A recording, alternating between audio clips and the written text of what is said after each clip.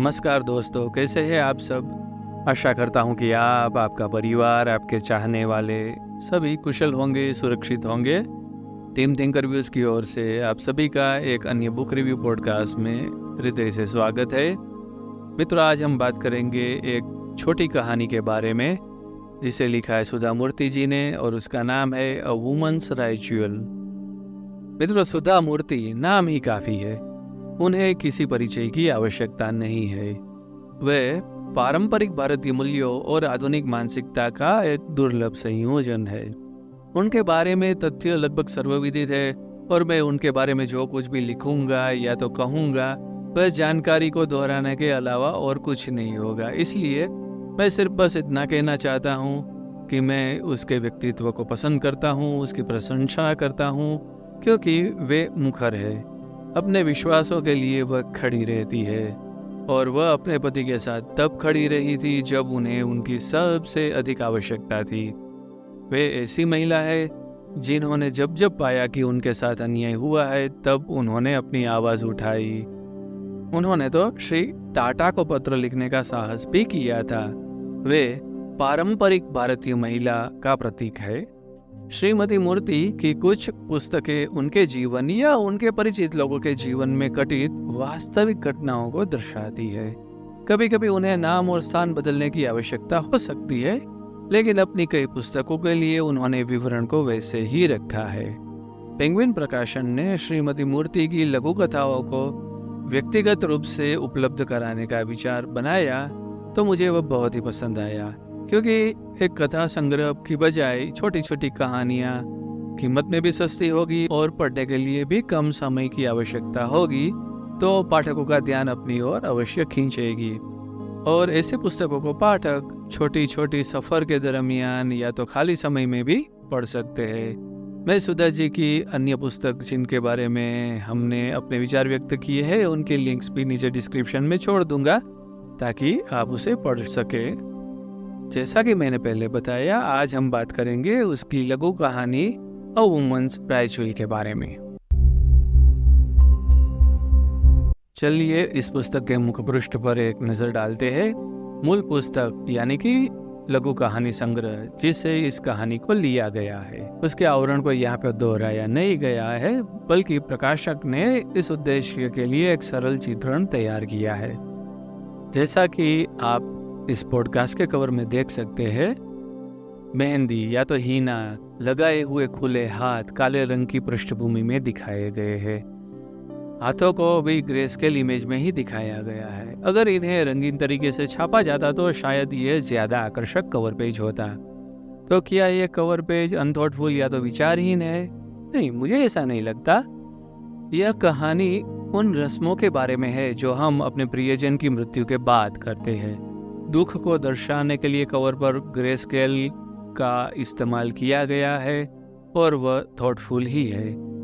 मुझे तो कुल मिलाकर ये एक विचारपूर्ण कवर पेज लगा जो पाठकों को आकर्षक या ध्यान खींचने वाला नहीं बन सकता, परंतु कहानी के प्रति वफादार अवश्य है। आमतौर पर हम किसी भी पुस्तक की समीक्षा में कथानक और अपने विचार और समीक्षा को दो अलग अलग खंडों के रूप में रखते हैं। यह पुस्तक सिर्फ 15 पृष्ठों का है तो छोटी कहानी है, और कहानी के बारे में विस्तार से बात करने से निश्चित रूप से पूरी कहानी ही सामने आ जाएगी, और इससे आपके पढ़ने के अनुभव पर भी असर पड़ेगा। इसलिए हमने इस मामले में इन दोनों खंडों को मिलाने का फैसला किया है। ये कहानी फर्स्ट पर्सन या तो प्रथम पुरुष में वर्णित है, जिसमें लेखिका स्वयं मुख्य पात्र है। यह वास्तव में उसके जीवन में घटित एक सच्ची घटना है। लेखिका सुधा जी अपने दिवंगत पिता के बारे में बात करती है जो अब इस दुनिया में नहीं रहे। भारतीय परंपरा के अनुसार उनकी मृत्यु के दिन उन्हें श्रद्धांजलि देने के लिए उसके रिलेटिव्स श्राद्ध करते हैं। श्राद्ध का मूल श्रद्धा शब्द में ही है। इस अनुष्ठान में करीबी वंशज मृत व्यक्ति को याद करते हैं और उसे श्रद्धांजलि देते हैं। वे पूजा और अन्य चीजें करते हैं, और साथ ही कुछ सामाजिक कल्याण के कार्य भी करते हैं, जैसे ब्राह्मण या मंदिर के पुजारी को भोजन या वस्त्र भेंट करना, पशुओं को, पक्षियों को खाना खिलाना, मंदिर में दान चढ़ाना, कोई भी अन्य सामाजिक कार्य करना इत्यादि। तो उस दिन श्री कुलकर्णी जी का श्राद्ध दिवस था और लेखिका मंदिर के पुजारी का इंतजार कर रही अकेली बैठी थी। हर साल इस अनुष्ठान को करने वाला उसका कजिन उपलब्ध नहीं था। मंदिर के परिसर में 2 और महिलाएं भी बैठी थी जिनके पास भी यही कारण था और लगभग ऐसी ही स्थिति थी कि अनुष्ठान करने के लिए परिवार का कोई पुरुष सदस्य उपलब्ध नहीं था। तो ये महिलाएं अपने अपने रिश्तेदारों का श्राद्ध कैसे संपन्न करेगी, ये जानने के लिए तो आपको पुस्तक पढ़नी होगी। सुधा जी की पुस्तकें पढ़ने में बहुत मज़ेदार है और जैसा कि उन्होंने खुद बताया है, उनकी किताबें सरल अंग्रेजी में लिखी गई है, इस तरह से कि आम आदमी भी इन्हें समझ सके। शब्दों, मुहावरों वगैरह का उपयोग करके कि जिनके अर्थ ढूंढने के लिए आपको शब्दकोश की ज़रूरत पड़े, इसकी वजह उन्होंने रोज़मर्रा की भाषा का इस्तेमाल करना पसंद किया है और वही वो करती है। और यही उनकी किताबों की सबसे बड़ी खासियत भी है। एक तरफ उनकी पुस्तकें समाज की पारंपरिक ताने बाने को तलाशती है और दूसरी तरफ वे मौजूदा परिदृश्य का व्यवहारिक समाधान भी पेश करती है। अपने दिवंगत पिता को याद करते हुए और उनके बारे में बताते हुए लेखिका ने हमें उनके गुणों से शानदार ढंग से परिचित करवाया है। एक बच्चे के नज़र से उसका माता या पिता कैसा होना चाहिए, ये आपको इसमें देखने को मिलता है। सौम्य, खुले विचारों वाले, सहायक, मजबूत और निष्पक्ष। श्री कुलकर्णी का परिचय कहानी का एक लंबा और महत्वपूर्ण अंश है जिसे आपको मिस नहीं करना चाहिए। लेखिका ने रोजमर्रा की भाषा का इस्तेमाल किया है और उन्होंने उन सीमाओं के भीतर रहकर कुछ मजेदार बातें भी लिखी है।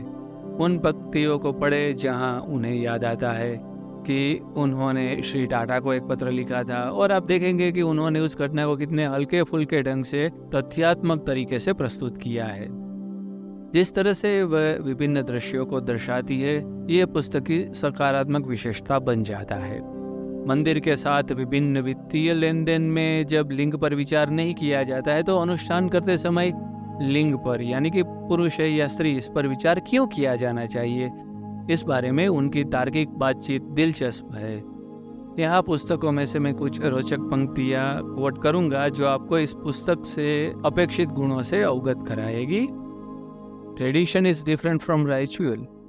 A tradition passes down values to the next generation, but a ritual or ceremony is what you do by practice and habit. For example, performing Shraddh is a tradition, but the fact that it is done by a man is a ritual. We shouldn't break traditions, but rituals can be changed depending on the circumstances. Rituals are almost always formed based on geographical, economic and social conditions.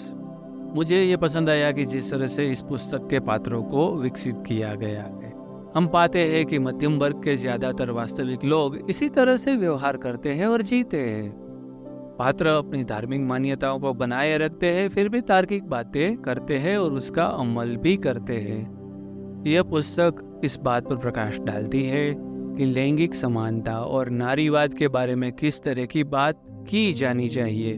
मुझे कहना होगा कि यह एक wisdom tell या तो ज्ञानवर्धक कहानी जो आपकी समझ भी बढ़ाती है, ऐसी है। संक्षेप में कहूँ तो कुल मिलाकर अ वुमेन्स राइचुअल एक छोटी लेकिन रोचक कहानी है जो सच्ची घटना पर आधारित है। मुझे इसे पढ़ना बहुत ही अच्छा लगा। टीम थिंकर रिव्यूज की ओर से मैं इसे 10 में से लगभग 7.5 स्टार्स देना पसंद करूंगा। दोस्तों बताइए, क्या सोचते हैं आप इस किताब के बारे में? क्या सोचते हैं आप इस बुक रिव्यू के बारे में? क्या और कोई ऐसी किताब है जिसके बारे में आप चाहते हैं कि हम बातें करें, अपने रिव्यूज शेयर करें? अगर है तो आप हमें ज़रूर बताएं। आपके सुझावों को हम हमेशा प्राधान्य देते हैं। अगर आपको ये रिव्यू अच्छा लगा तो आप अपने दोस्तों के साथ, अपने चहेते उन लोगों के साथ शेयर कीजिए जिन्हें इस तरह की किताबें पढ़ना, इस तरह के बुक रिव्यू सुनना बहुत ही पसंद है। फिर मिलेंगे अगले पॉडकास्ट में। तब तक के लिए आप सबका धन्यवाद। अपना ख्याल रखिए, अपने परिवार का ख्याल रखिए, अपने चहीतों का ख्याल रखिए। खूब सारी किताबें पढ़िए, खूब ज्ञान अर्जित कीजिए और अपने जीवन में आगे बढ़िए। आपका जीवन मंगलमय हो।